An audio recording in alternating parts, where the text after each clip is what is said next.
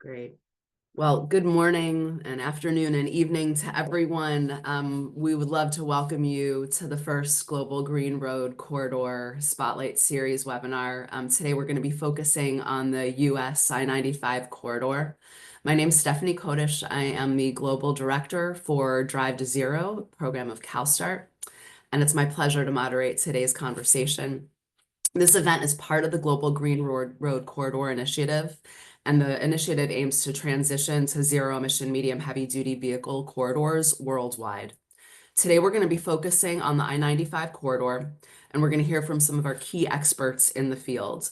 But before we begin, we would love to learn a little bit about you, our audience, and in just a moment, a poll is going to pop up on your screen. Please take a couple of seconds to let us know which organization, which type of entity you represent.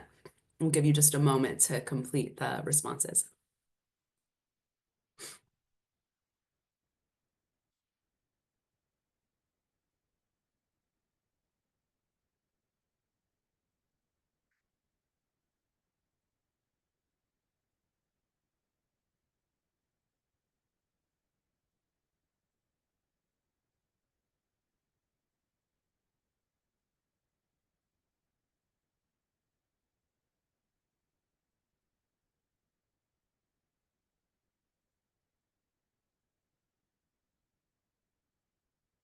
Great. Well, thank you to the many that have completed the poll. It's very interesting to see that we've got a really nice mix of government and financial institutions, as well as entities from the private sector and public organizations and academia as well. So again, we're grateful for your participation. And the makeup of the audience is really going to help us and all of the speakers understand the audience and cater accordingly. So before we jump in, a couple of housekeeping items.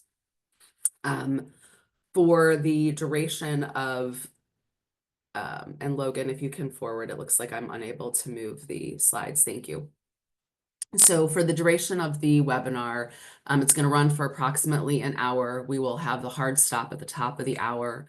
And we encourage all of you to submit questions throughout. The chat function is enabled. We will look to answer all questions during the panel discussion, but we're really looking to have an interactive and dynamic exchange today. So do use the chat now to introduce yourself. We would love for you to connect with other participants as well as the panelists and have a live exchange to share insights. So we're really looking for an interactive chat in today's discussion, and that, of course, will be up to all of you. The session is being recorded, and the recording as well as the slides will be made available afterwards. And so we encourage you to share with relevant contacts and networks as well.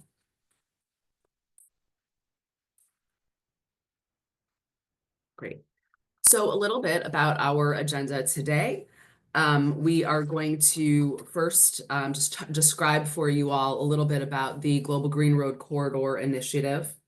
And then we're going to be diving into the efforts to decarbonize transport, so the freight and the infrastructure along the I-95 corridor in the US, with insights from our experts from CalSTART, as well as National Grid.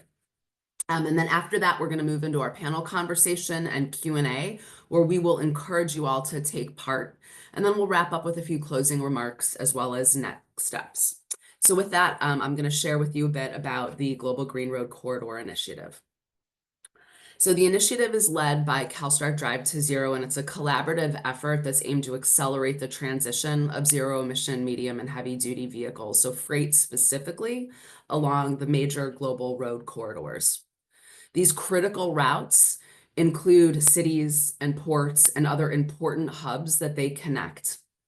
The GGRCs are marked by high truck traffic and long distances, and they offer the greatest opportunity for transformative change, addressing the most challenging segments of the transport sector. The ZebWise partners include governments, private sector leaders, development organizations, finance institutions, and NGOs, and we work together to launch the initiative to advance zero-emission medium and heavy-duty vehicles, as well as the related infrastructure, while looking to increase investment and align policies that are supportive of clean and equitable and efficient freight movement. By scaling solutions that reduce emissions and improve air quality, we were looking to create sustainable jobs and benefit local economies. GGRC is looking to drive collaboratively the shift towards a green transport system globally. In line with the Global Memorandum of Understanding on zero-emission medium and heavy-duty vehicles, the GGRC is meant to help achieve the goals of net zero economy by 2050 and 100% new commercial vehicle sales by 2040. We're looking for cross-sector collaboration, strategic investments, data-driven planning. This initiative is building a global network of zero-emission corridors and accelerating the future of clean freight and transport.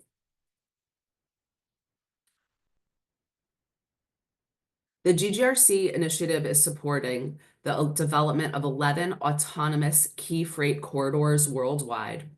Each plays a crucial role in advancing zero-emission transport. These corridors span North America, Europe, Africa, Asia, and connect major trade routes, ports, industrial hubs, and enable the large-scale deployment of zero-emission trucks and charging infrastructure. By addressing a set of regional challenges and leveraging cross-sector collaboration, they serve as a blueprint, lessons to learn and explore and adapt that can be adapted to other regions for global expansion. For this and more information, we are very excited to share that the GGRC website has just gone live. So you can now explore detailed information about each of the corridors, the partners, and the latest updates at globalgreenroadcorridors.org. And thank you, Adrian. You have that now in your chat as well. If you do have specific questions or you're interested in actively engaging with the initiatives, with each of the specific corridors or any of the particular corridors, please do reach out to Adrian Cernatames. His email is in the chat. And we would be delighted to follow up with you. So the GGR Spotlight series that is beginning today, this is a newly launched webinar program, and it's designed to showcase zero-emission freight corridors and the progress being made in each. Starting today and over the next 18 months, each session is going to highlight a different corridor, featuring the experts discussing opportunities, solutions, and best practices, and critically, the lessons learned in areas where help is needed. Today is just the beginning, so stay tuned for future sessions, which will be announced through email invitation in the coming weeks. These webinar sessions will also lend to off-take conversations that will be more catered and intimate to tackle issues that are needing to be addressed in more of a clinical type program. So again, if you do have an interest in a particular corridor, please do reach out to us so that we can make the appropriate connections. So now let's begin the very first session. So the Spotlight series focuses today on the I-95 corridor in the U.S. As one of North America's busiest freight routes, the I-95 is a critical artery for goods movement along the East Coast. Transitioning this corridor to zero-emission freight presents a major opportunity to reduce emissions, improve air quality in historically overburdened communities, and set a model for other high-traffic routes, making the shift to cleaner transportation. We're pleased to welcome two expert speakers that are leading the efforts to advance zero-emission transport along the I-95 corridor. First, we have Annie Lee, Senior Manager of Market Development Projects at CALSTART. Annie leads the I-95 corridor project and is working to build partnerships and develop strategic investment plans and support the deployment of zero-emission commercial infrastructure from Georgia to New Jersey. And joining her today is Pedro Jardim, Lead Analyst at National Grid. Pedro specializes in transportation electrification and infrastructure planning and will share National Grid's strategy for building a reliable charging network to support zero-emission freight along the corridor. Each presentation will run for about 12 minutes, followed by our panel conversation. Again, we encourage you to submit questions at any time using the chat or Q&A function, but we will wait to address the questions during the panel discussion. So with that, let's begin. Annie, the floor is yours.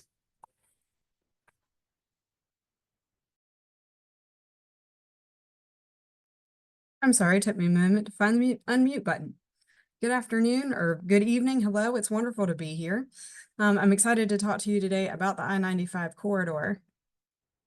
I want to capture here, this is the East Coast Commercial ZEV Corridor Planning Partnership. So we fondly refer to it as I-95 because that is a mighty long name. So I will refer to it through the rest of my presentation as the I-95 project. As Stephanie mentioned, I'm the project manager for this effort. And I want to note here, these green dots that are coming off of the corridor, those are the individual ports that also tie into I-95. So while this project is identifying I-95 and targeting it, our initial spot for focus is these ports, as so much freight is generated from the ports that gets onto the interstate itself. As captured here at the southernmost port, or at the southernmost point, is Georgia, and this travels all the way up to New York, New Jersey. For the efforts of this project, I want to make sure to capture what do we mean by a corridor. And for the context of this one, we're referring to this corridor as what can be described as the ZEV travel market between the warehouse and the port, and then also the associated infrastructure in between. So the report is related as it supports our land uses and it coordinates a lot of priorities. And we have a lot of, as I mentioned, a lot of freight that comes and brings the goods directly to the port, off of the ships, and then is transporting that onto the wider network. In order for this to happen efficiently, we need the supportive infrastructure in place and to make sure that it is managed and can create that robust supply chain. And this also interacts with all of the warehousing that is spread around the port, and then also the communities and the cities that are also impacted by this key infrastructure around the port. Once all of this is interconnected, then it makes it a whole lot easier to build out those sections of corridor in between each individual port.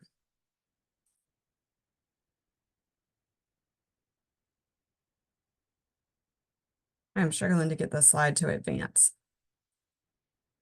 Thank you. This I-95 project started in October of 2023. It will conclude in September of 2025, so just later this year. And the real goal of this project is to create a planning document of a two-phase deployment document that can be then analyzed and invested upon. And some of the biggest barriers that we're looking to tackle within it are access to not only charging infrastructure, but to also develop fueling infrastructure for hydrogen technologies. We see it as a proactive planning process because across all of these states, there isn't a proactive planning process that makes sure to incorporate all of the governments, all the different utilities. What does that key infrastructure need to look like? And we're trying to make all of this and get it into a succinct plan so that those obstacles are already addressed, so that when build out comes, it isn't so there aren't so many holes in it. It can be much more efficient, much more succinct, and therefore be utilized much more efficiently. And obviously, this requires a lot of stakeholders. So we have quite the partner list for this project. Doing our modeling for our freight, what the freight load will be, what the saturation rate will be of adoption is the National Renewable Energy Laboratory. We also have Momentum, the Eastern Transportation Coalition, that for a long time has focused on the freight needs of I-95 historically. We have the Georgetown Climate Center, as well as Exelon and Dominion. They are representing our utility input. And then within the United States, we have a program that's funded by the Department of Energy called the Clean Cities and Communities Coalitions. And there is one in each state. And each one of these operate as the local information source to better understand the dynamics of each state, what their policies are for overturning transportation for decarbonization and energy independence. And so for each state that's listed here, we also have those Clean Cities coalitions here to help represent and inform the project. Again, as I mentioned, the outcomes are an estimate of what the ZEV freight is needed as far as infrastructure support through 2040. The estimates for priority areas. This project is not looking for site-specific locations to put in medium and heavy-duty charging to support the freight, but we're looking for what are the key nodes that really need it. And then that way the industry and our utilities can drill down into specific sites and where that can actually happen. We're also looking for policy and strategy options to ensure that regional and interregional freight is supported. And this plan is non-binding, but it is going to live as a resource online for those to be able to use for any utility, any investment, or local councils of government or port authorities. Next slide, please. This corridor covers over 800 miles of geography. So to make sure that we are gathering information to encapsulate the opinions and the information necessary to best support this kind of build out, we have a lot of stakeholders. We have 3 key working groups to best inform the project, and those are grouped based off of their primary subject matter. And each one of those working groups has been meeting 3 to 4 times. Those working groups are quite long and large. And then we have 2 all stakeholder meetings to review the iterations and to make sure that the 2-phase deployment plan that we are creating actually meets and reflects the goals, the obstacles, and the general plan for each individual region that is also being addressed by the corridor. So our first working group was the community needs and benefits. This is where our Clean Cities coalitions really come into play, as well as our community-based organizations and our municipalities. And this is where we really have been diving into workforce development and trying to figure out where exactly our communities would get the most benefit from workforce development programs and what kind of workforce development initiatives do we need to be able to support the technologies that are going to be running up and down the I-95 corridor. And then we have our second working group, which is the industry and fleet needs. These are our fleet managers, and their services, as well as any beneficial cargo owners, our original equipment manufacturers, and our charging services, because these are really influencing and telling us where the technology is and the vehicles and what is necessary, what stopgaps do we need to make sure to plan for, as well as realistically, what can we plan as far as saturation of adoption into the market as we plan out for 2040. And then we have our final working group, which is the infrastructure planning. This is where we're seeing our utilities as well as our refueling site developers.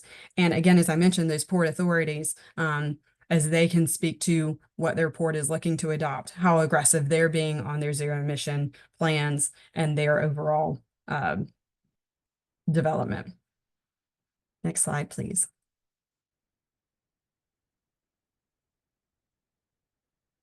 Want to tap back to the National Renewable Energy Laboratory and their modeling process, because without this modeling process, it would be next to impossible to be able to estimate what the amount of charging and fueling infrastructure that will be needed.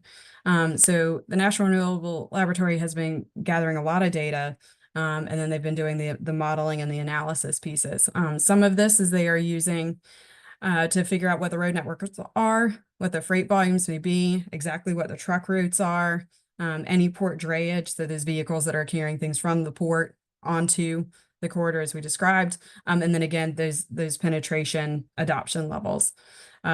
They're also helping us to figure out what the site prioritization is. So where exactly do we need the most critical infrastructure? What's the mileage along I-95 that it needs to be, or on those access roads to best support the adoption and the progression of these fleets. And then they're also assisting and doing the deep dive into the detailed site assessments. What is the charging load profile? What hydrogen can potentially get there? And what is the grid needs for that as well? Next slide, please. Here are some of the preliminary results. They are still modeling. This project is obviously still very much occurring. So according to their very preliminary results, we've got among 8,243 vehicles, they estimated that approximately 825 are selected to be PEVs, and about 10% of those were expected to be hydrogen vehicles, and the rest would still be diesel vehicles. And so along this, it came to the number of sites identified would be about 98 along I-95, 33 sites of these different DC fast charging, and then approximately 105 would be hydrogen. And then here's a breakdown of the number of ports that would be installed. Again, this is not fine-tuned yet, but it is exciting to see the total numbers of what it might wind up looking like. Next slide, please. So far with this project, we've seen some really exciting movements. Just with the fact that this is occurring and that we're able to pull all these stakeholders together and start with this preliminary planning, it has already made the I-95 corridor itself, as well as the ports along, an investable. And so back in the fall, we found out through the Environmental Protection Agency that 7 of the ports along the I-95 corridor were able to apply for funds to help with their zero-emission vehicle deployments at the port sites themselves. And so all of the ports mentioned here, I'll speak about the other one here in just a second, but these ports here have already received funds to help deploy zero-emission vehicle technology, which is pretty fantastic. None of these wards are particularly small, and those that not only got funds for zero-emission deployments were also able to get some funds for climate and air quality planning to help them in the future to be able to make this more realistic and make it more achievable. There was also another grant that was put out called the Climate Pollution Reduction Grant, which the New Jersey Department of Environmental Protection won. This was a $250 million grant. And because that one also named the deployment of EVs onto I-95, this project and this effort is also receiving some of the funding to help with that transition as well. So just really exciting. If you want to learn more about that, I've included the link so you can see the full awards. Okay, next slide. Wanted to capture here just some of what our primary obstacles are. Really excited about the number of stakeholders and the size of this project. At the same time, managing and making sure to get quality insights from that number of stakeholders has been a bit of a challenge. So making sure that we keep conversation on topic, making sure that we stay on scope has been a bit of a challenge because this is such a big project. It could go in many different directions. I included this faded out map here so you can get a sense of where this project is. And it basically runs the majority of the eastern seaboard. Another big thing that we were really working through is anticipating what market saturation will be, and what the rate of adoption really looks like based off of different policies that different states have and have adopted, because the northeast portion of this corridor has much more aggressive policies and goals than the southeast portion does. So adjusting for that and trying to analyze what a realistic model would be has been interesting. Also uncovering investment opportunities now that we are in a new administration, recognizing there might not be as many federal investment opportunities. So what does that look like moving forward from here? And also just making sure to address any misconceptions about what lead times are for different types of infrastructure and what the vehicle performance technologies, or sorry, what the vehicle performance capabilities really are. Thank you so much. If you have any questions, feel free to reach out or drop them in the chat. Excellent. Thank you, Annie. Really appreciate your deep insights and appreciate the balance between providing us with high-level context and these very rich, real details. Now let's turn to Pedro and hear from him at the National Grid. He's going to be discussing the charging infrastructure needed to support zero-emission freight along the I-95. Please, Pedro. You're on mute. Sorry, I had to move to my phone. Hopefully that's working. Cool. Okay. Well, thanks for having me.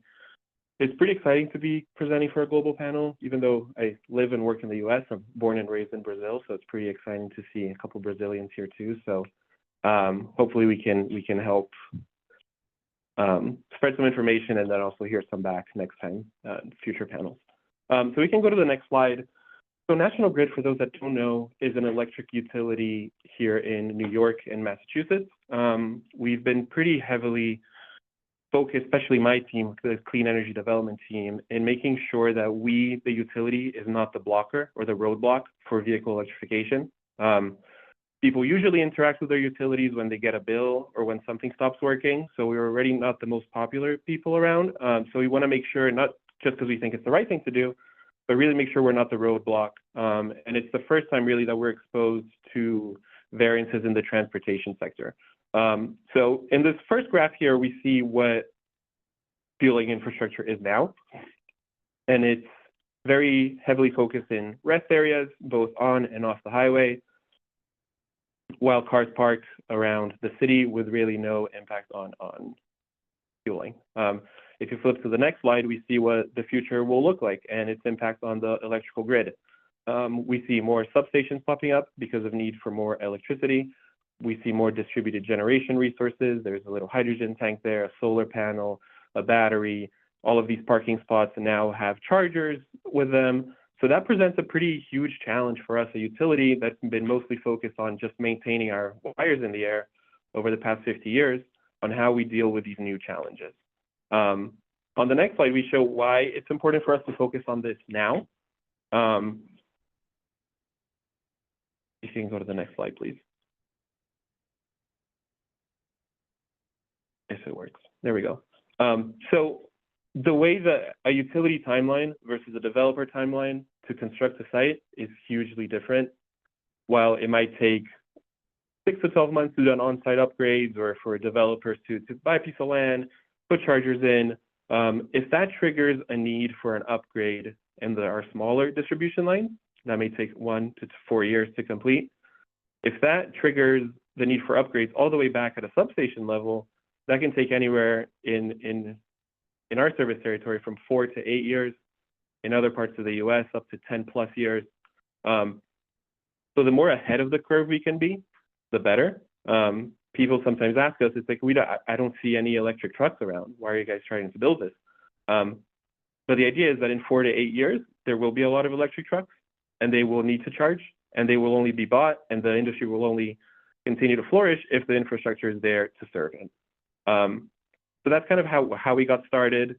On the next slide, we talk a little bit about our first step was really focused on highway charging.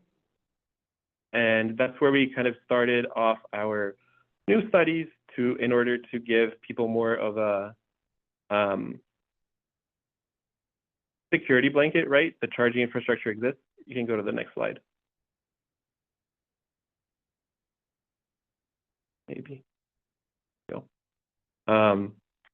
Right, we talk about range anxiety being one of the main blockers for charging, for electric vehicle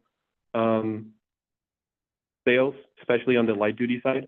And that's part of what we're trying to address, both in the light duty, but also now in the medium and heavy duty with our more recent studies, is how do we kind of create this minimum viable network for charging, so people are confident that if they switch to an electric car, or if a freight switches to electric trucks, they will have enough places that they can plan to charge their vehicles, that their logistics infrastructure is not compromised. So on the next slide, we show our electric highway study results. That was our first foray into kind of forecasting demand for electric charging infrastructure needed in our service territory. You see the little map over there, that's Massachusetts and New York. We picked 71 sites in our service territory, and we worked with the Rocky Mountain Institute, another national lab here in the US, to forecast what is the charging capacity needed to serve these trucks and cars when they become electric in 5-year increments. It was modeled out to 2045, and we used geotab data, so real life data of where trucks are stopping now, how long are they traveling before, how long they travel after they stop, and how long they're stopped in all these travel plazas, to model out their charging curves and load profiles. So then we could overlay that into our own electric load forecast that our forecasting team does. So as you can see here, you know, when we get out to the 2035, 2040, some of these sites get up to 20 megawatts, 30 megawatts. That's the same electrical needs of a small town. Even at the 5 megawatt range, that's a lot of new stadiums that pop up in our system. And speaking specifically about upstate New York and New York, it's an area that has seen little to no economic growth over the last 5 decades. There has been little load growth or electricity demand growth as well. So our distribution system is pretty limited, which makes this especially challenging for us. So on the next slide, we talk specifically about the I-95 here. So we took this study on the road, basically. We got this new grant from the DOE to expand our methodology. You see the purple dot there, that's New York and the Port of New York and New Jersey. And then the road that really coasts the US up to Maine, that's 95 corridor. So we're studying the 95 plus all these other major roadways in the Northeast.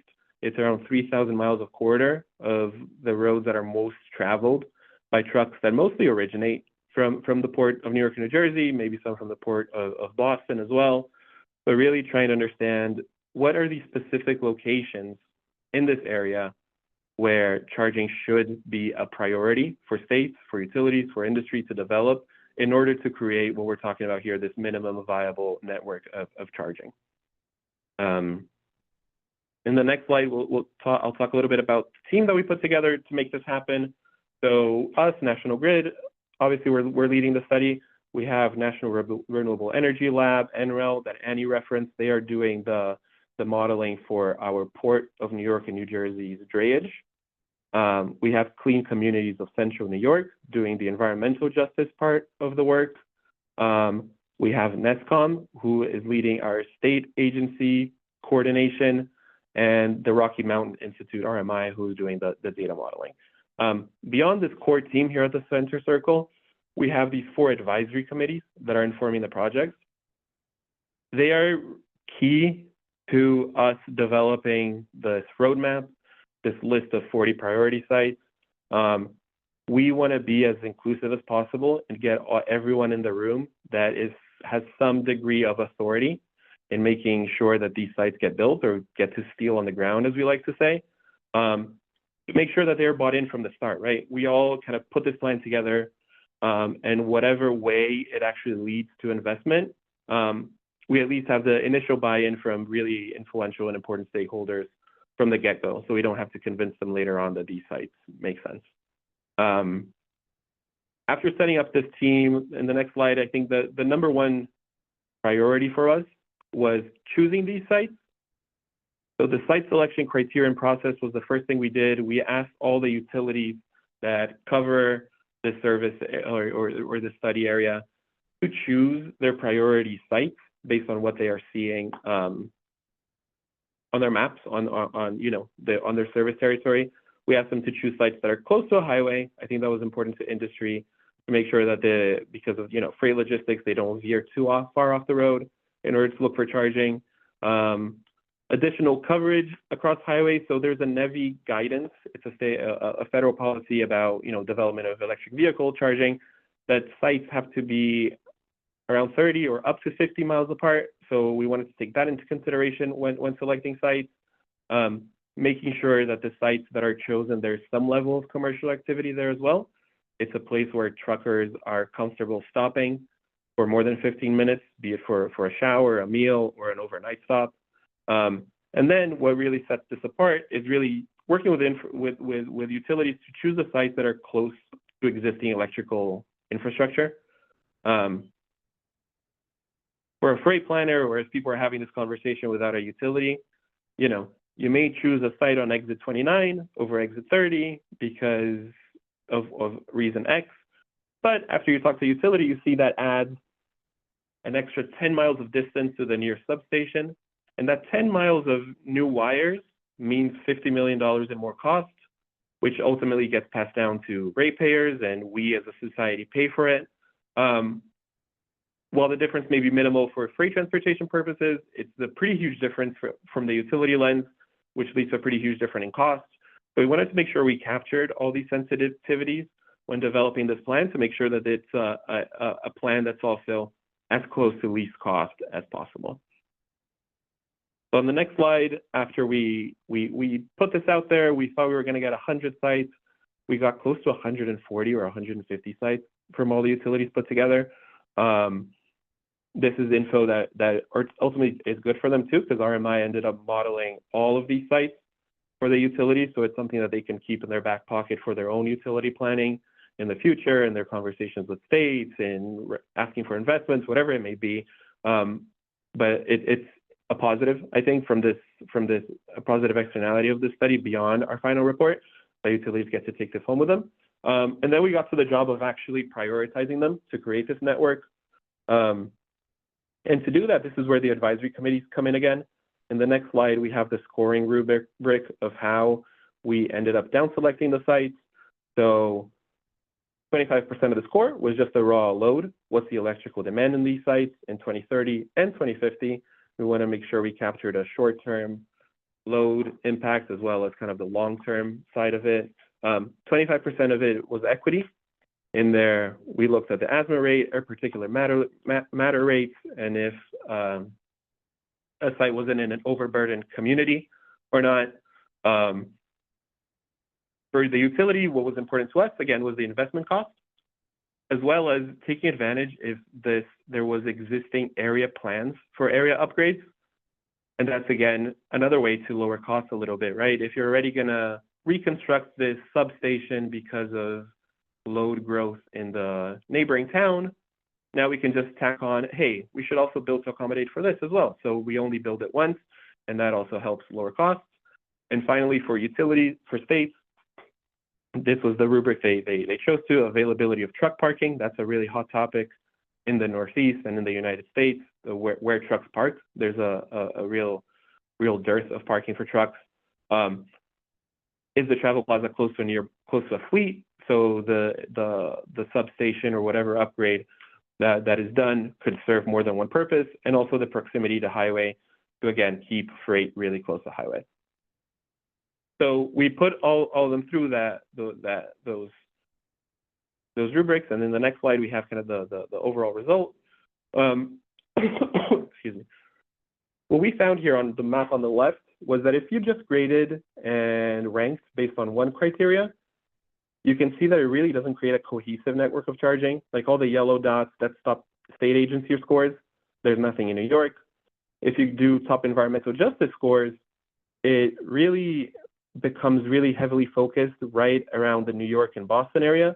Obviously, those are areas with lower air quality, so it skews more that way, and so on. So what we did is we kind of combined the science part of it with a little bit of art and made up a map of the top 39 sites. Sorry, I'm getting over a cold. The top 39 sites that rank towards the top of all the advisory committees, but really start making up something that looks like a network coverage. It's kind of spread out in more, sorry, rural and urban areas.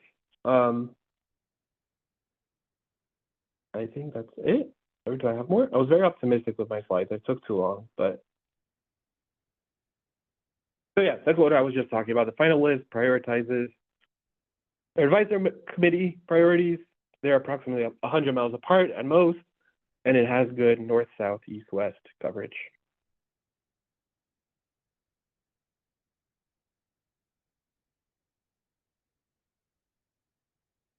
Sorry. And last but not least, we're also doing this drayage report with NREL to figure out the trucks that are domiciled both in and around the Port of New York and New Jersey. Where are they going to do their charging? Is it inside or outside the port property? That's a little bit behind still, but that's going to be another part of the report. So I'll leave it at that.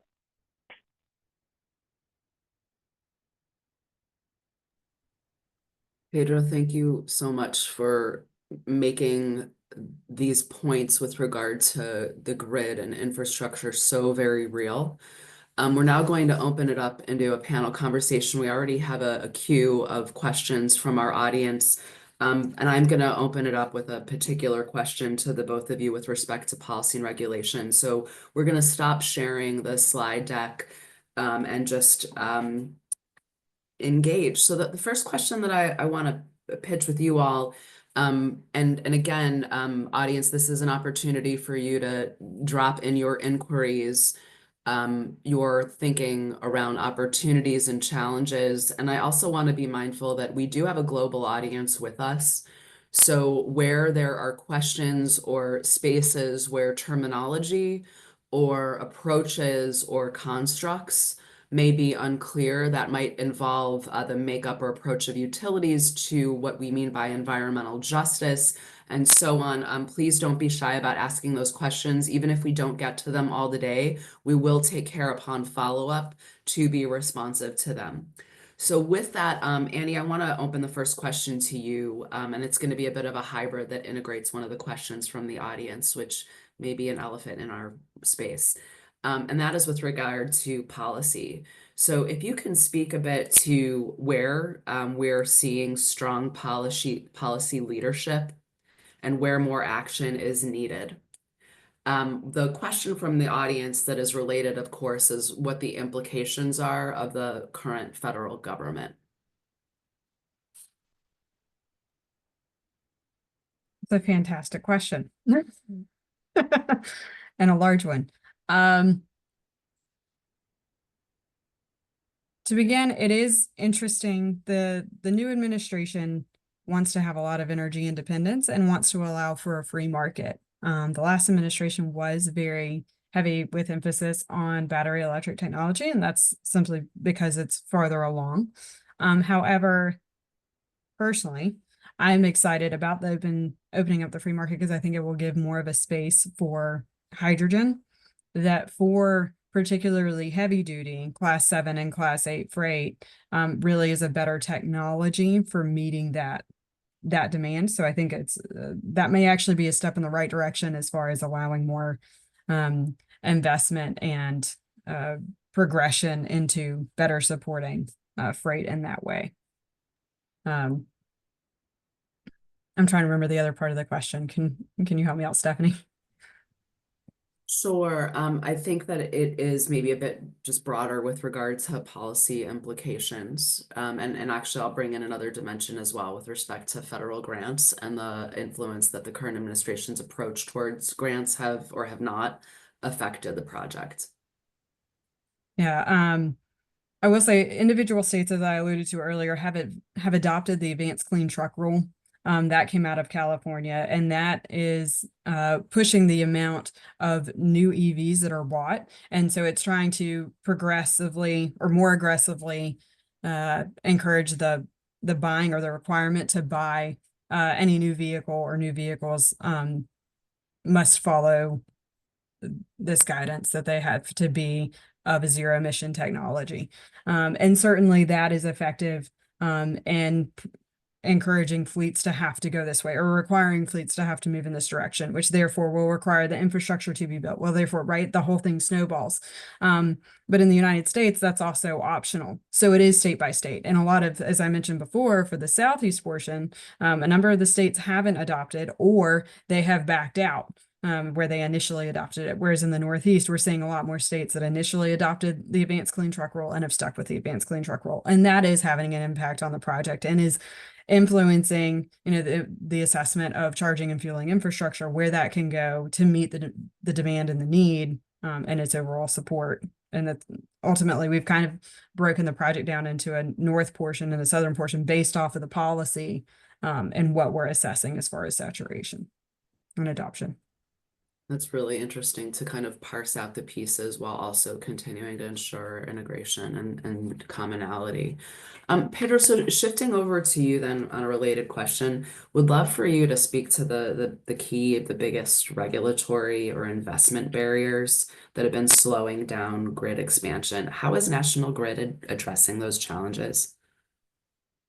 Yeah, I think the investments, I'll take regulatory second, but work with developers sometimes is hard or hit or miss.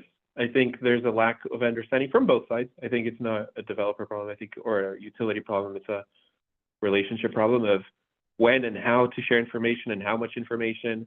There's a developer that, that works in our service territory, and if they come to us and they ask for a service request of X megawatts in our area, and then 3 months later they change their minds and their projections and they bring it to us again, It's not as simple as it can be imagined to repurpose that work. So it kind of brings everything back to zero. So that timeline that was 1 year, now it's going to be 1 year and 6 months, and it just takes longer and longer and longer.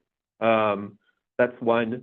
Number two, just uncertainty, right? As Annie alluded to about sales projections, incentives from the federal side and the state side. I think that slows down sales, perhaps, of trucks in our service territory.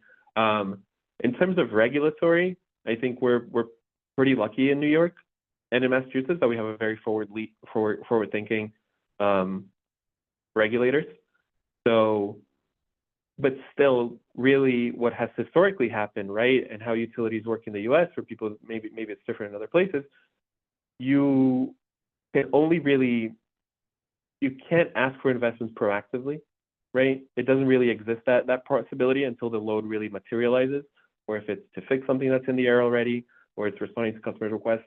The building based on forecasts is something that's kind of ahead of the curve, and it's happening in New York now, and we can get into it a little bit, and it's pretty exciting. But it has kind of impossibilitated some of this investment in the past from utilities. Thank you for that, Pedro. So shifting gears, so one of the questions from our participants wants to dig in more around the stakeholder consultations. And so the particular question is around the length of time that it took to complete the assessments and stakeholder consultations. There's also a question related about the cost of stakeholder engagement. So I want to sort of package that together under an umbrella, right? So a question about just the practicalities, the length of time and the cost, and how you navigated these many varied critical interests in your efforts to consult. Yeah, so speaking of this the more current one, the DOE study, so we got $1.2 million to do the study. That is basically being paid out to consultants, and around half of it really is just for procuring data. What we have found, though, is that beyond this core group of consultants that we're paying to participate, we have this whole wide network of advisory committee members that are not being reimbursed for their time. That's state agencies, that's industry, that's other utilities. But, you know, every time it happens, I get surprised. I give them work to do and a deadline, and they hand it in ahead of time. And everyone is really forward-leaning and excited to do this kind of work. And I have found people are generally super aligned in our overall objectives, right? I think there's some differences perhaps when we were discussing assumptions to the study, like the state thinks there's going to be more hydrogen in vehicles than another state, or more public depot, or more charging on the road versus charging in parking lots and so on. So that takes a little bit of time. That's stakeholder management of different expectations. But in the grand scheme of things, I have found, and it's, I don't know, maybe we've just been super lucky, but we're working with like 100+ stakeholders, and people have been, perhaps because this kind of environment or the space hasn't really existed for this kind of collaboration, people have been very forward-leaning in lending their time to do this. So we are 1.5 years into the study. We've finished all the modeling. We finished the ranking, and we are now getting to writing the report. So from start to finish, 2 years to model out 140 sites, come up with a methodology, bring people to the same page, and write a report is kind of our timeline. Thank you for that, Pedro. And I do want to turn that question maybe with an addition over to you, Annie. And I want to maybe just add a compliment, Pedro, to your good point, which is the freshness and the newness of these endeavors and these collaborations. We're really in these uncharted waters.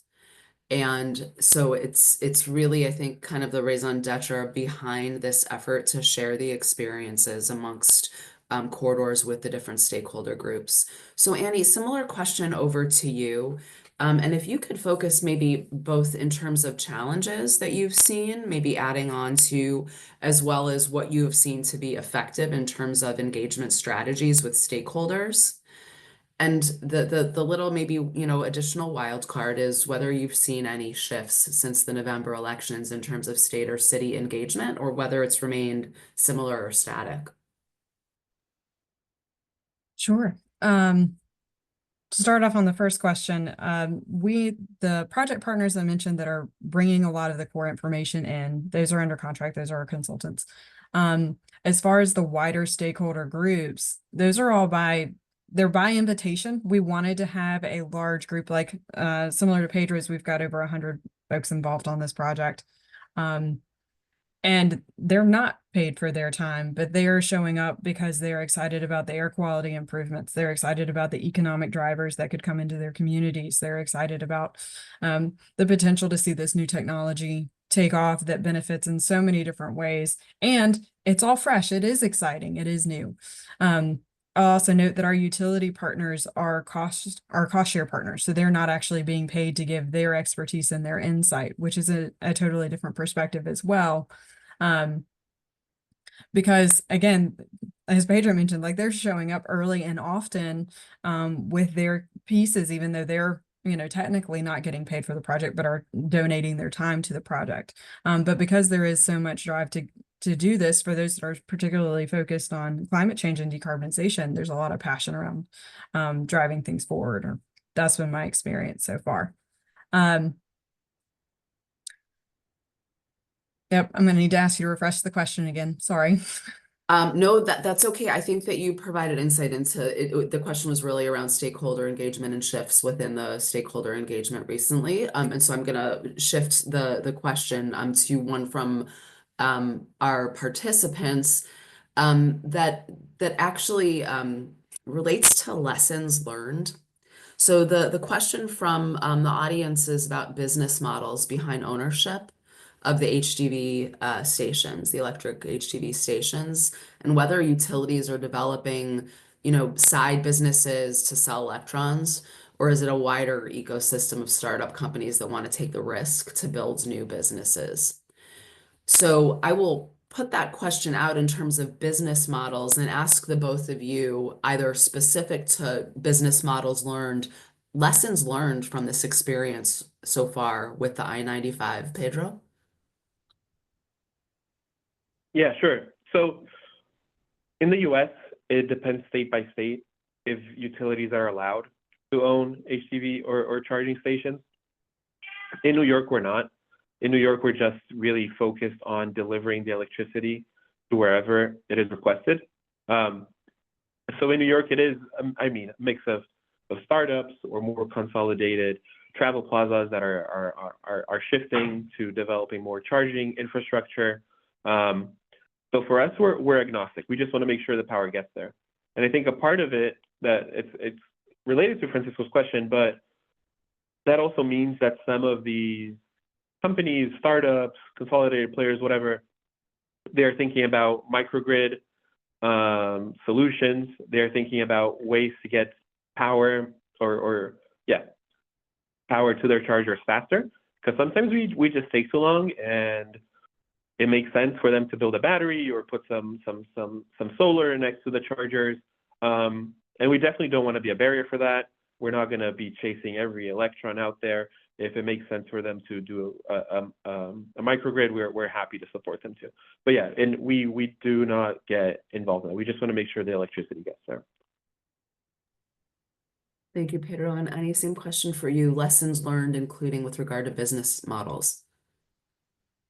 I think lessons learned is just, I don't want to be too kumbaya about it, but just like bringing everyone together makes a huge difference in order to make sure that we actually get the steel on the ground, to get things built in an economic way, in a way that is not redundant, in a way where both people can make money and we can also save money for ratepayers. And also the importance of sharing data, especially in this world where we're building proactively and based on forecasts. The more data sources we can gather, be it from Daimler and Ford, or be it from a truck GPS company like Geotab, or be it from a national lab, or even from us, just that confluence of different data sources just helps lend more credibility to the fact that it's not there, but trucks are coming, and this is where they're likely to charge. Any lessons learned that you would want to add on to that thorough list? For us, the lessons learned are a little bit different because each state across our project has there's a lot of different utilities, and different utilities have different policies, and different policies allow for different things. I would say one of the biggest lessons that we was finding those nuances has been a bit of an obstacle. It's been a bit of a bear to get into the weeds on things. The other piece that we've really come to realize is that the amount of infrastructure that we are talking to cover the amount of square miles that we are addressing, it doesn't support for each drayage company to have their own depot charging. That when we're talking megawatt chargers, that's not economical. That's not efficient. The build out on that is rather extensive. So there's really a new market for shared charging for fleets, where a third party entity has rentable space where different fleets can come in and charge their vehicles to be able to not only accelerate adoption, but to guarantee security, provide that supply chain, as well as secure the goods that are physically being moved. So they're not relying on a totally public network, nor are they having to require the expense and the maintenance of their own depot charging.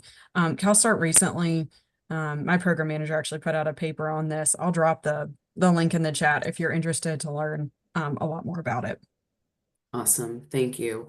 So I'm going to ask you both the most significant question and request maybe 20-second responses from each of you, given the time. This is a moment to really use the chat for our participants. One of the key purposes behind these Spotlight series is to identify ways that participants' audience can provide support to you. What challenges do you see where you could use help?